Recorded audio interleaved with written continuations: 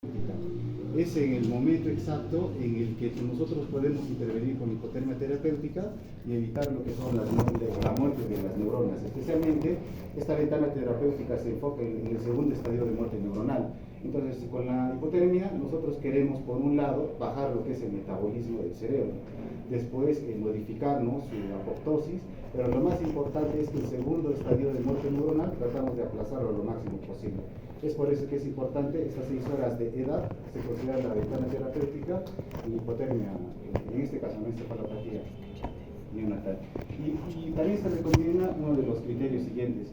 Recordemos que este es un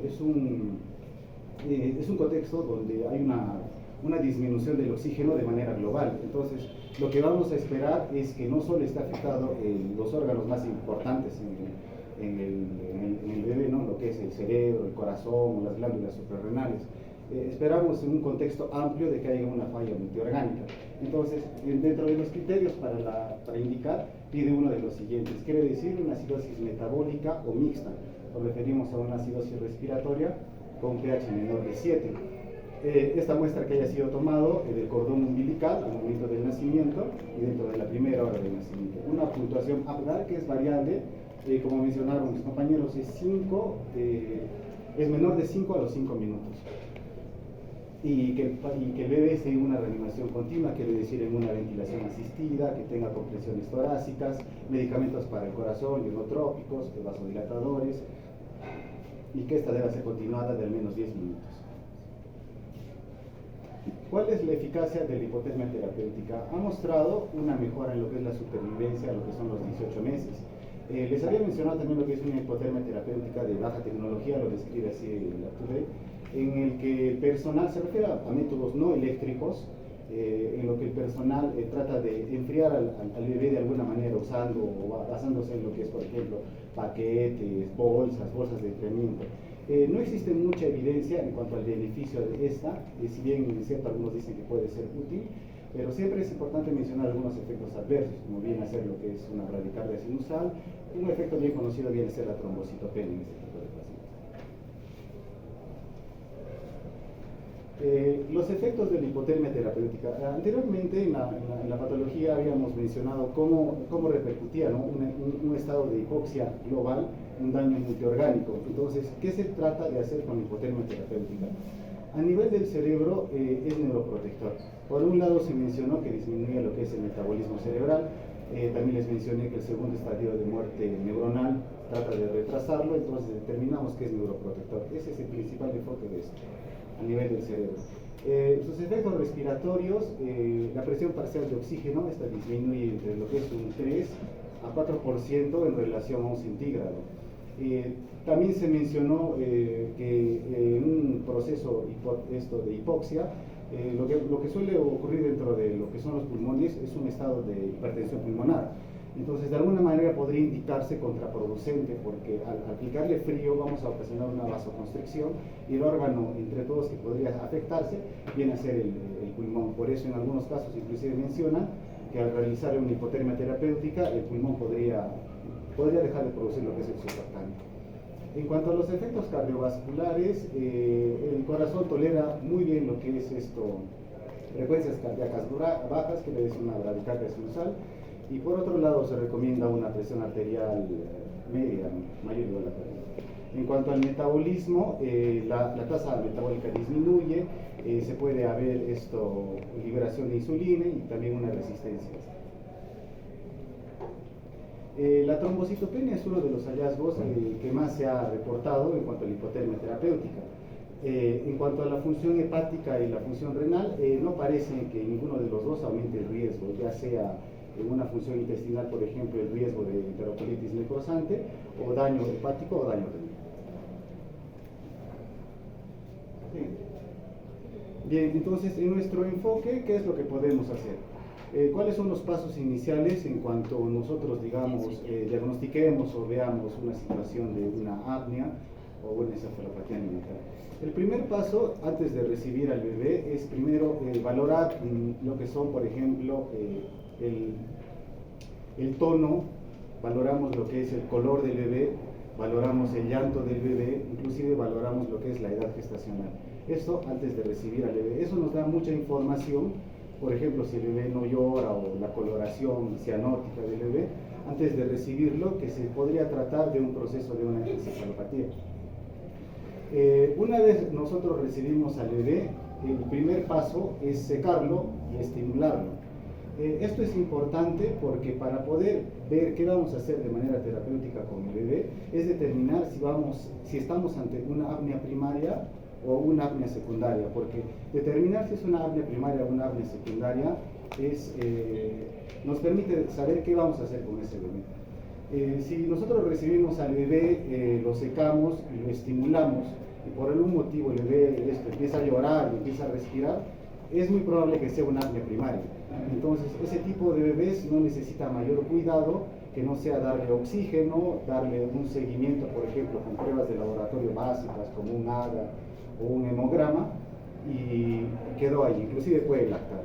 Pero si por algún motivo tenemos la mala suerte de recibir un bebé que está en apnea, no respira, la coloración y la flacidez nos indica que es una encefalopatía, y lo estimulamos, lo secamos, lo aspiramos y sigue sin responder, nosotros consideramos que podría tratarse de una apnea secundaria. Entonces, el manejo de una apnea secundaria es un manejo ya más complejo. Es un manejo, como les había mencionado, la patogenia es prácticamente multiorgánico el daño que se produce. Entonces, lo que nosotros tenemos que hacer en ese contexto es ventilar al paciente, realizar las maniobras de RCP, inclusive llegar hasta masaje cardíaco. La apnea secundaria son pacientes que responden muy poco a lo que son las maniobras de RCP, al masaje cardíaco. Es por eso que se puede usar otro tipo de medicamentos como los ionotrópicos, vasodilatadores. Y este tipo de pacientes que tengan una apnea secundaria debe darse lo que es pruebas de laboratorio para lo que es la valoración, por ejemplo, de la función renal, urea creatinina, para la función hepática transaminasas, para la función cardíaca troponinas, y bueno, eso sería. Entonces, es importante también en este tipo de pacientes monitorear lo que es la dosificación, ya que la farmacocinética de muchos de los fármacos que se le va a administrar están alterados. Hablamos, por ejemplo, de contextos donde está dañado el riñón, donde está dañado el hígado, entonces la dosificación es importante. El manejo de lo que son líquidos y electrolitos también es importante. Hablamos, por ejemplo, de pacientes, como les dije, que tienen acidosis metabólica, acidosis respiratoria. También hacen lo que son hiponatremias, hipomaglicemias, hipocalemias. Y la tensión respiratoria también, el manejo de este paciente siempre debe estar constantemente ventilado, una asistencia respiratoria adecuada y el apoyo cardiovascular en relación a lo que son agentes ionotrópicos. Esta parte cardiovascular es un poco complejo, pero vamos a verlo pequeño. Para realizar lo que es un apoyo cardiovascular a lo que es el bebé, se tiene que valorar primero la clínica, se tiene que corroborar la clínica con el ecocardio y las metas que nosotros queremos hacer. Por ejemplo, los ionotrópicos más usados son la dobutamina y la epinefrina, muy importantes, pero debe darse en un contexto en el que nosotros queramos mejorar lo que es el ionotropismo, quiere decir mejorar, ¿no?, la frecuencia cardíaca. La clínica de estos pacientes van a ser que tienen sus parámetros de oxígeno normales, pero tienen una presión arterial sistólica muy baja. En el ecocardio nosotros evidenciamos lo que es una disfunción del ventrículo derecho y del ventrículo izquierdo. Por otro lado, tenemos, por ejemplo, un caso donde nosotros valoramos una hipertensión pulmonar periférica. Este es un caso donde nosotros tenemos que usar vasodilatadores. La primera opción viene a ser el óxido nítrico y también vasopresina, pero en concentraciones pequeñas. Y lo importante para usar estos vasodilatadores es que no haya lo que es una correcta el comportamiento del ventrículo derecho y del ventrículo izquierdo esté óptimo, si no vamos a ocasionar alguna hipotensión arterial. Y por otro lado, también valoramos en una discusión del ventrículo izquierdo, más lo que es una hipertensión pulmonar, el uso de mejorar lo que es el ionotropismo, para lo que usamos dobutamina. Y se puede ver también que hay el uso de prostaglandinas. Eso ya es una medida desesperada en lo que prácticamente al niño, la parte de lo que es el ductus arterioso, podemos abrirlo con prostaglandinas y de alguna manera mejoramos lo que es la hipertensión pulmonar. Eso sería.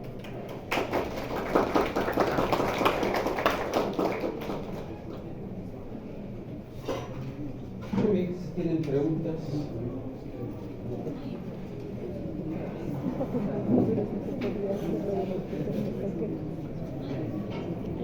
preguntar de nefritis necrotizante.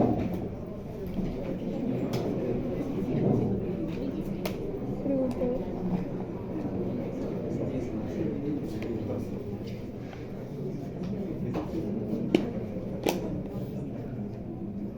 Si tienen preguntas, por favor.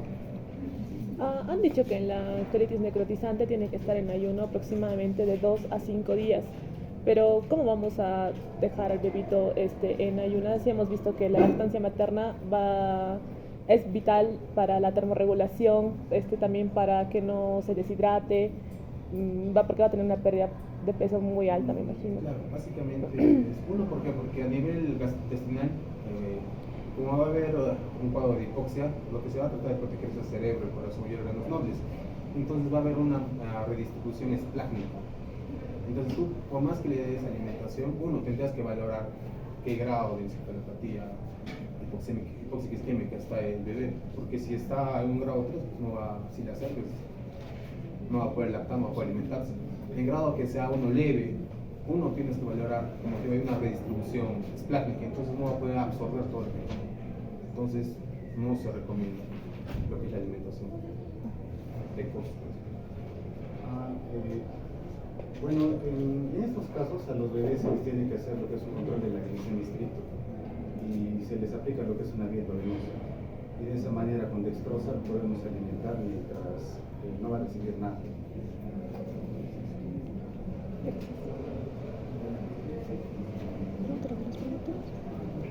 A ver, depende del grado de asfixia, ¿no es cierto? No me confundan depresión con asfixia. Cuando hablamos de depresión, hablamos de un niño que nació de primera, con llanto débil o sin llanto, o hipotónico o atónico, ¿no? Hiporrefléxico o sin reflejos. Eso le decimos es un niño deprimido. ¿Cuál es la definición de asfixia? pH. Eso. pH menor a 7. Primero, que tenga un Apgar bajo de menos de 5 a los 5 minutos, ¿no es cierto? O inferior a 3 a los 5 minutos. Segundo, hipoxemia, hipercapnia y acidosis. Tercero, que haya compromiso multisistémico, y de ahí están hablando por qué tenemos que tener. O sea, esa es la definición de asfixia. O sea, yo tengo que tener un análisis de gases arteriales, lo conocemos como AGA, ¿no? Y le sacamos la sangre y de ahí de cordoncito le sacamos la sangre. Y con eso tenemos diagnóstico. Si no, solamente vamos a tener que poner ustedes, por ejemplo, en su centro de salud. ¿Qué pondrían? Depresión. De acuerdo al APA, leve, a moderada o severa. Y le pueden poner un apellido, dependiendo de la recuperación. Si ese niño recupera antes de los 5 minutos, ustedes le dicen recuperación rápida. Por ejemplo, un Apgar 3 al minuto, 8 a los 5 minutos. Recuperación rápida. La presión severa, de rápida recuperación. Pronóstico. Les digo otro Apgar. 2 al minuto, 5 a los 5 minutos, 6 a los 10 minutos, 8 a los 10 minutos. Una depresión severa de lenta recuperación. Y eso tiene mucha influencia con el momento de nacimiento, ¿no? No sé si le entendieron los primeros gráficos que puso ¿cuál es su nombre? Joseph. ¿Sí? ¿Entendieron?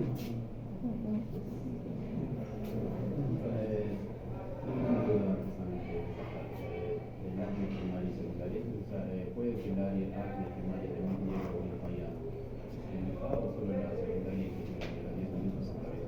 Es más o menos lo que yo te estoy diciendo con el, pero no con la exactitud. ¿No es cierto? Ay, tiene un limón lo que sabe. No. Sería bueno. ¿Acá se puede? A ver. Una hoja blanca. ¿Dónde? Ahí en ¿Abajo? el nueva diapo. ¿Acá? ¿Acá? ¿Acá? no. Acá, acá. Y pero ¿dónde está el touch? Ah, grande. Ya. Y está ahí, doctor. El color ¿Lo que quito?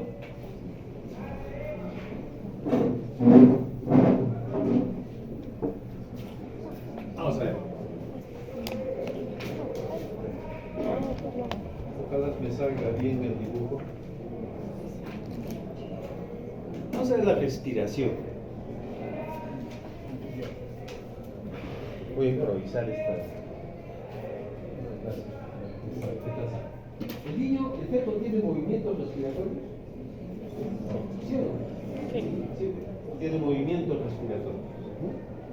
Y acá estamos hablando de que hay una disminución. ¿O ya no? ¿Otra vez?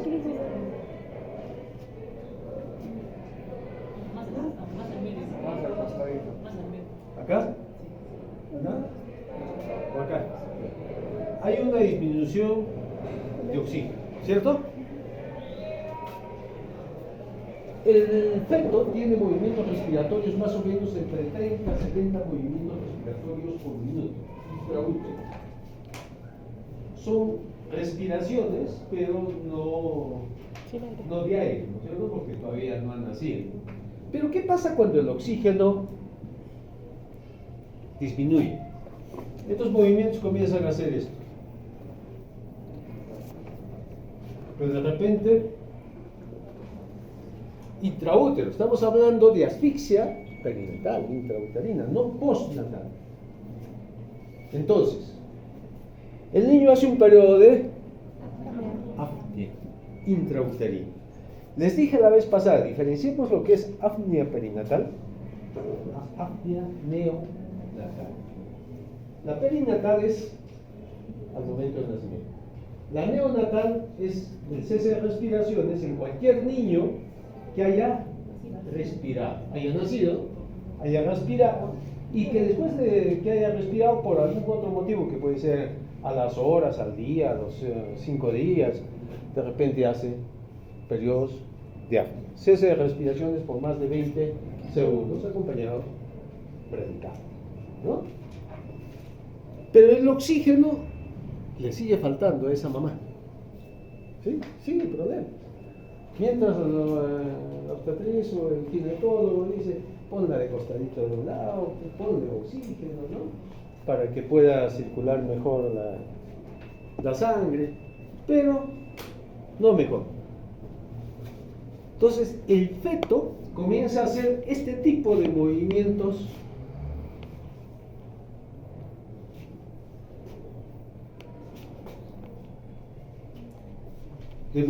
respiratorios que en inglés le llaman gasping o boqueo. Hacen. Ya no tiene estos tipos de movimientos, ¿no? Hace, o de jadeo, ¿no? Y comienza a hacer esto y entra otra vez en apnea. Esta apnea se llama primaria. Y esta apnea se llama secundaria. ¿Sí? Entonces, cuando ustedes reciben a un bebé, generalmente el bebé normal, que tiene sus movimientos respiratorios, nace y por todo lo que es estímulos químicos, estímulos físicos que hemos visto del bebé, sigue con los movimientos y sigue respirando, y en este caso una solución gaseosa, el aire. ¿Sí? Pero hay algunos niños que van a nacer, ustedes van a estar con su mantita ahí, quien atiende el parto se los va a poner, ¿sabes qué? Los respira. Ese bebé está en apnea. En ese momento, ¿ustedes podrían saber si ese niño está en apnea primaria o secundaria? Ustedes no saben. En ese momento que está recibiendo ese niño, nace, no respira. ¿No? El clásico, evaluamos, no respira. Entonces, ustedes no saben si está en apnea primaria o secundaria. ¿Qué van a hacer con ese bebé? lo hacen sus atenciones, lo estimulan. Hay algunos niños con la estimulación, ¡guau!, va a comenzar recién a llorar. Hay otros niños que de repente ni con la estimulación y con al minuto de estarlo ventilando, ¡guau!, comienza a llorar. ¿Eh? Ese niño, ¿en qué edad estuvo? Primaria. Primaria. Al inicio se recuperó rápido. El pronóstico es bueno. En cambio, ese niño que ustedes hicieron ventilación, sí, ventilar, frecuencia cardíaca, sí, 80 por minuto, sí, hay masaje, sí, corrige Mr. Sopa y hacen todo el proceso de reanimación después de 10 minutos, o a veces hemos sacado niños hasta de 20 minutos, pero se imaginan, mientras más me demore, más daño cerebral va a haber. Ese niño estuvo en apnea, o sea, tuvo mayor tiempo intraútero. Pero el hecho de que cuando nazca ustedes lo reciben y no respiran, eso está en apnea. En apnea de ese niño que anda así. ¿Sí? ¿Qué pasa con la frecuencia cardíaca?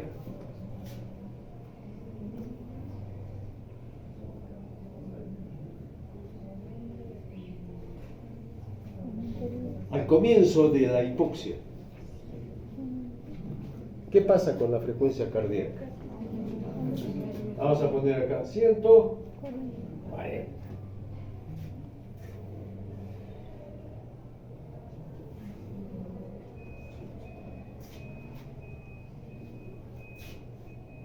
¿Puedo borrar esto? Sí. ¿Dónde estaba acá?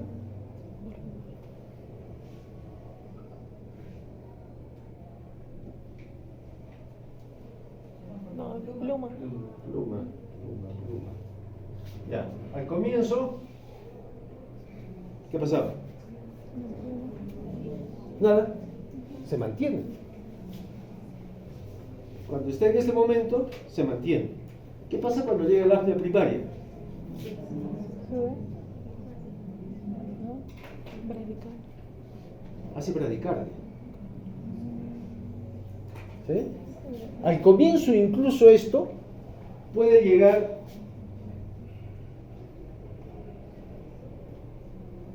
así también. Taquicardia, como compensatorio.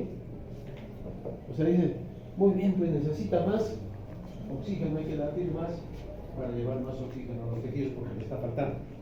O sea, un poco compensatorio. Puede haber un poco de elevación de la frecuencia cardíaca o mantenerse. Viene la apnea, ¿y qué pasa? Bradicardia. Entonces, ustedes en obstetricia han aprendido que la taquicardia y la bradicardia son signos Sufrimiento de total. sufrimiento fetal. Y que las bradicardias muchas veces con cambio de posición, con oxígeno de la mamá, se solucionan y llega a lo normal. Pero ¿qué pasa cuando ya no recupera y tiene una bradicardia persistente? ¿Qué es lo que pasa cuando está en el segundo periodo de recuperación? Trata de mantener una oxigenación fetal. Esto se eleva un poquito.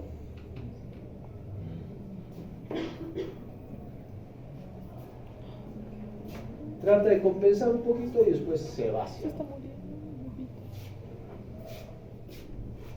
Bradicardia y no responde. ¿Qué pasa con la presión arterial fetal? ¿Cómo irá al comienzo? Alta. Alta.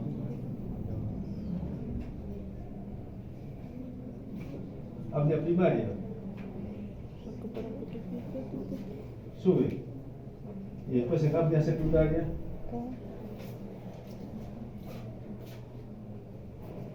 mantiene la presión arterial al comienzo, si no es mucho el problema. Mientras la apnea primaria baja, después se recupera más que incluso al comienzo. O sea, es como que el feto hace hipertensión. ¿Por qué sube bastante? Trata de perfundir. ¿Qué dice? Para perfundir. Por una redistribución. Claro, por una redistribución. Fíjate lo que hace el organismo fetal. La fisiología es muy bonita. En respuesta a la hipoxia, los vasos cerebrales se dilatan y los vasos periféricos eso es lo que está hablando de redistribución. O sea, hace como una hipertensión, ¿no es cierto?, vascular, con la idea de proteger 3 órganos. Cerebro, corazón. ¿Señor? Cerebro, corazón y glándulas suprarrenales. Esos son los 3 órganos que reciben mucha sangre, ¿no? Para tratar de protegerlos. Pero si la hipoxia continúa y ya es prolongada, va a dar esto: encefalopatía hipóxico isquémica, como una consecuencia de una asfixia severa, ¿no es cierto?, que no se recupera. Ustedes entienden esto y cuando reciban un niño, métanse en el cuerpito del niño y qué está pasando con sus vasos sanguíneos, qué está pasando con sus órganos. Estaba la pregunta sobre ¿por qué el reposo gástrico? Si es una asfixia leve, yo no lo pongo en reposo, ¿no? Se dice en una asfixia moderada lo pueden poner 12 horas y en una severa así más de 24 horas. ¿Por qué? La asfixia produce una serie de cambios multisistémicos. A nivel de corazón les va a producir como infartos. A nivel renal les va a producir una necrosis tubular aguda, con daño, retención de líquidos, edemas. A nivel cerebral produce una alteración de membrana en las cuales intervienen muchos, y el más importante quizás es el glutamato, ¿no? Y alteraciones en los canales de calcio, en las cuales el calcio entra dentro de la neurona y ¿qué jala? Agua. Y hace un edema citotóxico. Viene en convulsión. O sea, esos son los daños que podemos tener, ¿no? A nivel hepático también, ¿no? Va a haber una alteración de la función, por lo tanto hay mayor riesgo de ictericia, ¿no? A nivel intestinal, como les están diciendo, hay una disminución de la circulación a nivel esplácnico, mesentérico. ¿Por qué? Por la redistribución. Y va a sufrir. Y muchas veces esos niños después me hacen enterocolitis necrotis. La terminología que usted nos proporcionó decía que en realidad la alimentación enteral aumentaba el flujo, haciendo que disminuya el riesgo de enterocolitis necrotizante, y más bien la alimentación parenteral es la que tenía atrofia de la mucosa y más relación con la enterocolitis necrotizante. No, el problema es que son 3 aspectos para enterocolitis necrotizante. No es uno solo.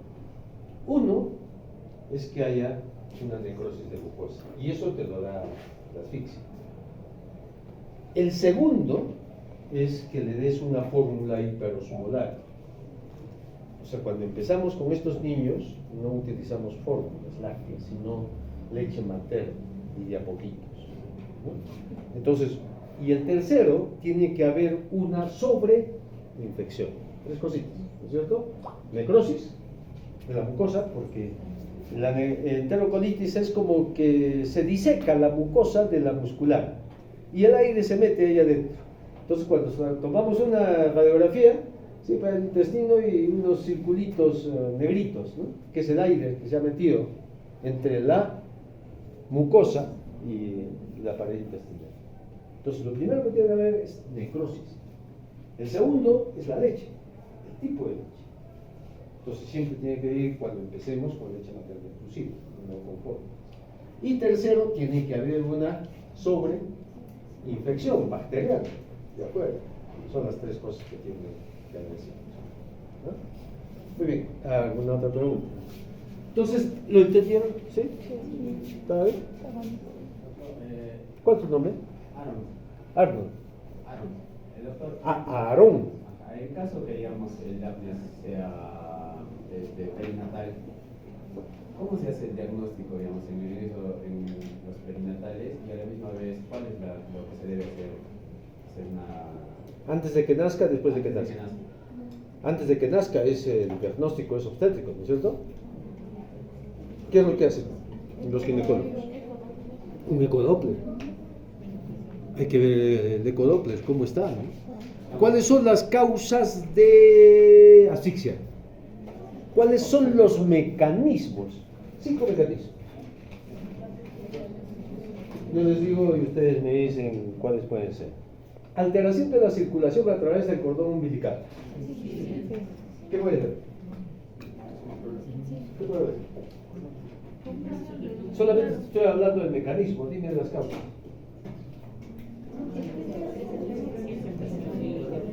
No, el cordón umbilical está circular de cordón. ¿Qué más? Nudo. Prolapso de cordón. Nudos. Hay nudos verdaderos. Hay prolapsos, procúbitos, prosidencias de cordón. Ya saben eso, supongo. Yo no soy ginecólogo, por si acaso. ¿No? Pero hay todas esas cosas. ¿No? Todo lo que sea fuera de la pediatría, yo soy médico general. ¿Me entienden? Igualito como van a hacer ustedes de acá a un momento. En 2024, 2025. Va a salir. En todas las otras especialidades yo soy como cualquier otro médico general. La diferencia está que en pediatría tengo un poquito más de conocimientos, no todos, pero un poquito más. Entonces, ese es un mecanismo. Otro mecanismo: interrupción de la circulación a través de la placenta. Desprendimiento, placenta previa, ¿no? Falta de oxigenación a través de la placenta, que es el más común. Insuficiencia placental. Esos placentas que cuando ustedes atiendan el parto los miden de calcificaciones, infartos, chiquititas, todas las que no funcionó, insuficiencia placental. Que puede ser por hipertensión arterial, por diabetes, idiopático, porque hay RCIUs también idiopáticos que tienen menos sustrato y por lo tanto más riesgo de asfixia. Alteración de la oxigenación de la madre. Estoy hablando de la madre, insuficiencia cardíaca, por ejemplo. ¿Ah? Una enfermedad pulmonar obstructiva crónica. ¿Ya? Una nefropatía, una hepatopatía crónica. Anemia. La anemia materna, por eso donde siempre ustedes se van a preocupar de la mamá que les van a dar hierro, suplemento de hierro durante el embarazo. Y falta una, ¿no es cierto? ¿Cuál será el otro mecanismo? El otro mecanismo es fetal. Incapacidad del recién nacido para insuflar los pulmones. ¿Cuál es el más común? Pero ese sería ya postnatal. Una membrana de adenina, un neumotórax, una neumonía congénita, ¿no? Una aspiración de meconio. Hacen asfixias, pero en ese caso es post. Entonces, como ven, véanlo de esa forma lo que es asfixia, ¿no? Y sobre todo, lo más importante es la prevención, no el hecho de que lo reanime a ese niño, no el hecho de que lo ponga en hipotermia, que no tenemos hipotermia en curso. He tratado de hacer, no crean, a mí me gusta siempre innovar y todo lo que veo en Estados Unidos pues lo trato de ver, entonces me hice mi casquito. La hipotermia se hace de dos maneras: corporal o cefálico, ¿sí?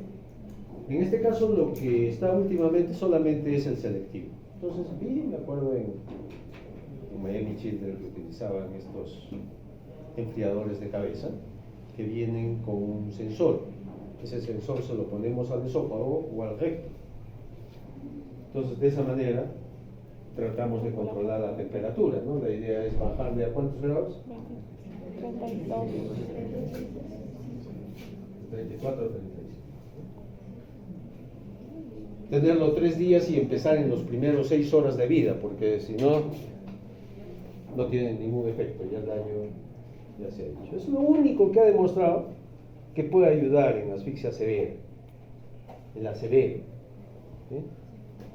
Y hicimos un casquito con un Tecnofor, con una cajita de Tecnofor, porque el Tecnofor es parte de la temperatura.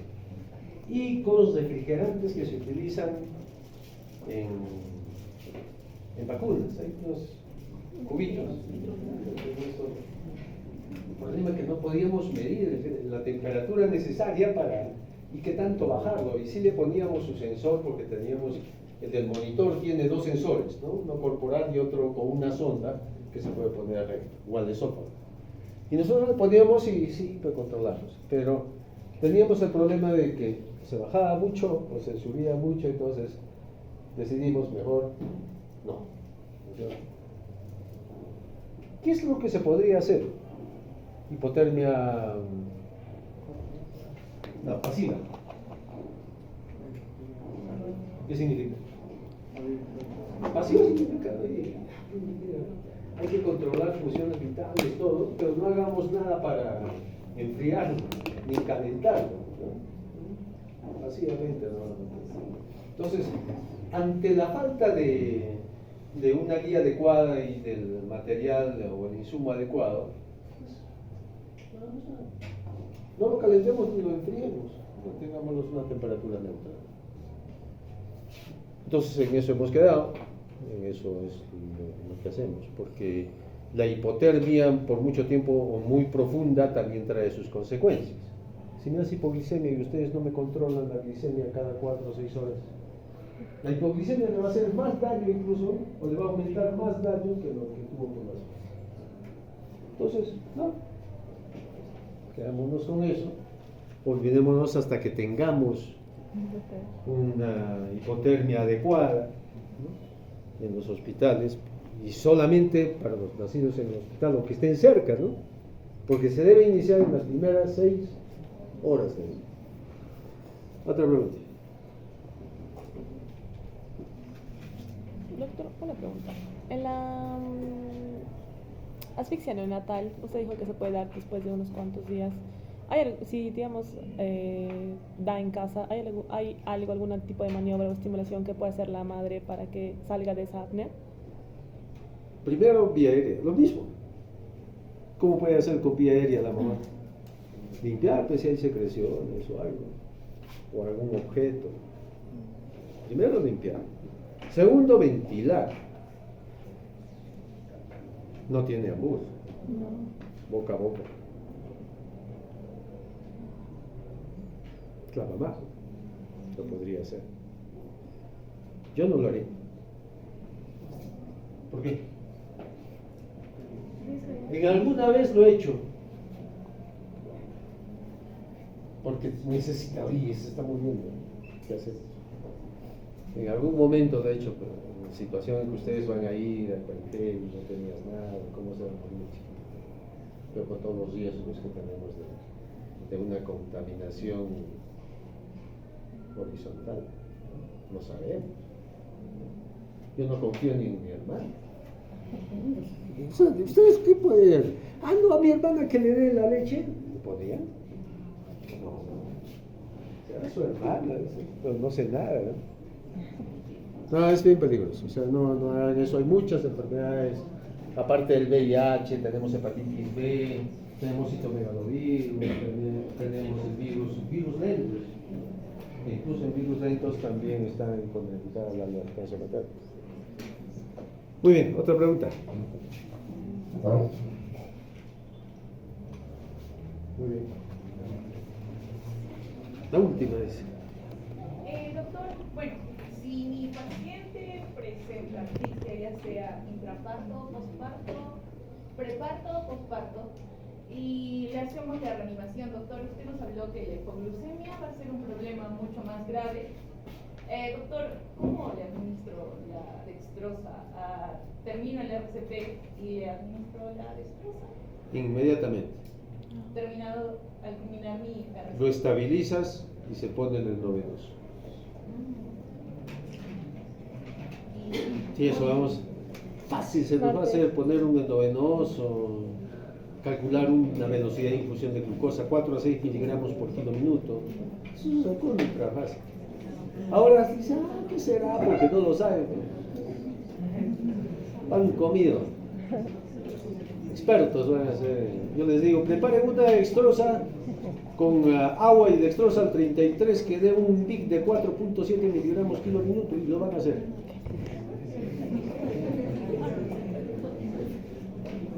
Hasta rir. Les aseguro que lo van a hacer. Bueno, pero eso en el segundo capítulo, ¿no? Muy bien. Gracias a los expositores.